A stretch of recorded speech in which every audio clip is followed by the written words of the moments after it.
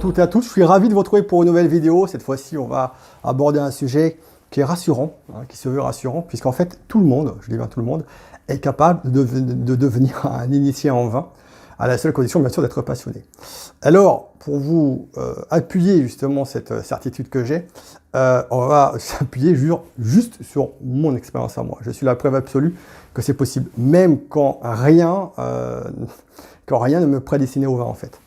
Alors, avant de commencer cette vidéo, je vous invite vraiment à suivre la chaîne YouTube, bien sûr, de vous abonner, mais aussi vous abonner au blog du sommelier pour être tenu au courant des prochaines parutions et aussi des prochaines vidéos.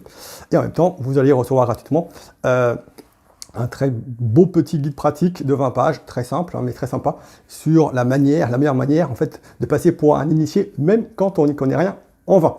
Voilà. Alors, oui, tout le monde est capable de devenir initié en vin, en fait. C'est évident. Déjà, vous-même, vous êtes là en train de regarder la vidéo. C'est pas tout à fait un hasard, c'est pas pour rien. Vous suivez depuis longtemps la chaîne YouTube, ou depuis peut-être très peu de temps. Vous lisez le blog, il a 17 ans, hein, forcément, vous suivez depuis longtemps, ou pas. Vous êtes tombé par hasard, quoi qu'il en soit. Vous aimez, ou du moins vous appréciez le vin.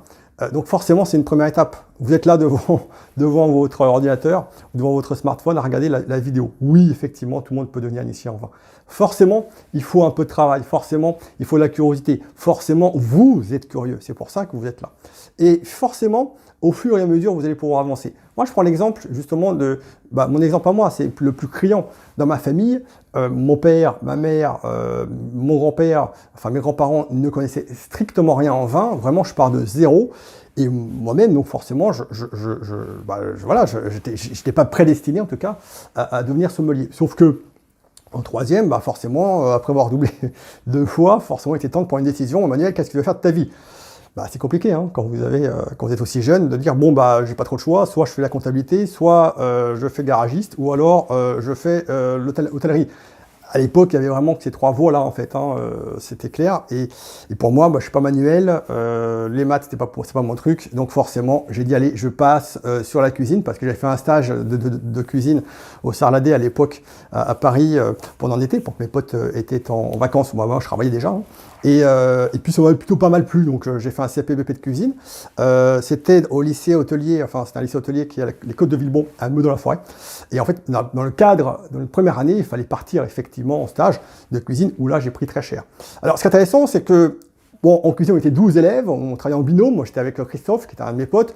On aimait bosser, mais pas trop quand même, hein. Et puis on aimait bien rigoler aussi. Donc c'est vrai qu'on était un peu à la queue, hein. Moi j'étais un peu le moins bon en cuisine de la classe. Et après, tu avais le stage. Alors le stage, j'ai pris très cher. Ça a duré 1 mois. J'ai pris des coups de pied au cul par le chef. J'avançais pas assez vite. Ouais, franchement, j'ai pris cher. J'ai pris cher. C'était vraiment compliqué. Et quand je suis retourné en fait à l'école, après 1 mois de stage, le problème c'est que j'étais le seul heureux de revenir en fait à l'école. Donc là, je me suis questionné, j'ai dit il y a un problème.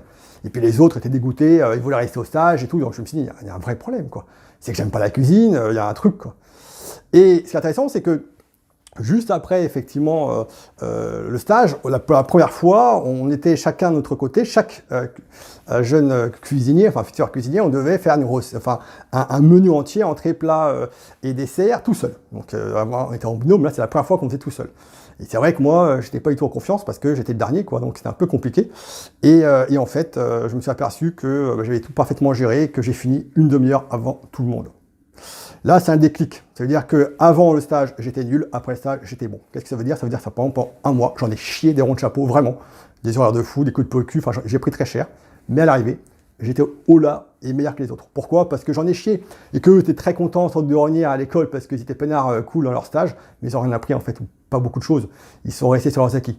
J'en ai chié, j'ai appris. C'est ça qui est important. Donc oui, effectivement, ça, c'est une réalité. Donc j'ai pris conscience de ça et en fait, je me suis pris de passion pour le vin parce que pendant ce stage-là, j'ai rencontré un sommelier qui était génial, qui parlait de vin. Et moi, waouh, super. En plus, on fait des cours d'œnologie 1 heure par semaine avec le prof de restauration. Et donc, dès la 2e année, j'ai dit, je vais faire la restauration et je me suis dit, après le CAP-BP de cuisine, je vais faire sommelier.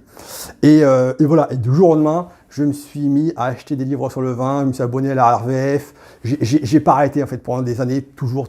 Je lisais tout le temps, dans les transports en commun, même aux toilettes, j'arrêtais pas. Je passais ma vie à lire en fait sur le vin. Donc je me suis vraiment pris de passion et après tout s'est enchaîné. J'ai fait un CAP-BP service en salle pour pouvoir faire une mention complémentaire de sommelier. Et puis après, on goûte les vins, je goûtais les vins, j'ai rencontré les bonnes personnes. Et voilà, et quand vous êtes passionné, quand vous n'arrêtez pas de lire sur le vin, tout s'ouvre à vous en fait. Et il y a eu les concours aussi, c'est très éclairant parce que moi je suis tellement passionné de façon que j'avais aucune chance de gagner les concours, mais je passais tout le temps l'épreuve écrite parce que j'avais une telle connaissance très théorique que ça passait tout seul. Et puis, quand il fallait aller en public comme ça, et puis décanter un vin, déguster un vin, et puis en même temps de faire des accords mets et vins, en fait, j'étais complètement, pas hors sujet, mais c'est vrai que j'ai le souvenir de ce concours Chapoutier en 96. C'était la première fois qu'un apprenti sommelier arrivait en finale, donc en l'occurrence c'était moi, j'étais très content. Et en fait, je me suis lâché comme jamais, quoi. Enfin, je conseillais même des vins de Hongrie, des trucs complètement fous, quoi.